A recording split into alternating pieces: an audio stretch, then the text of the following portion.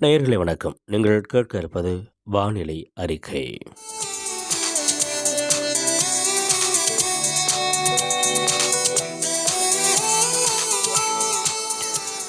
இன்றைய வானிலை அறிக்கையில் தமிழகத்தில் அநேக இடங்களிலும் புதுவை மற்றும் காரைக்கால் பகுதிகளிலும் லேசானது முதல் மிதமான மழை பெய்யக்கூடும்.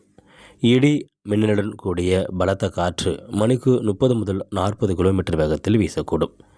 நீலகிரி, ஈரோடு, கிருஷ்ணகிரி, தருமபுரி, சேலம், திருவண்ணாமலை, திருப்பத்தூர், வேலூர், ராணிப்பேட்டை, செங்கல்பட்டு, காஞ்சிபுரம், கள்ளக்குறிச்சி, விழுப்புரம், கடலூர், பெரம்பலூர், அரியலூர், திருச்சிராப்பள்ளி, மயிலாடுதுறை, தஞ்சாவூர், திருவாரூர், நாகப்பட்டினம் மாவட்டங்களில் ஓரிரு இடங்களிலும் புதுவை மற்றும் காரைக்கால் பகுதிகளிலும் கனமழை பெய்ய வாய்ப்பிருக்கிறது.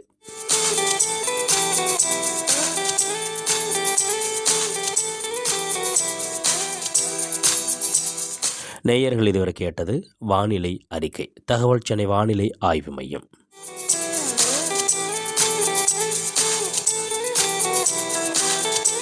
வானிலை அறிக்கையிலிருந்து விடைபெறுவது உங்கள் அன்பு பொன்சே MP ஜீவன் அவர்கள். நன்றி, வணக்கம் நேயர்களே.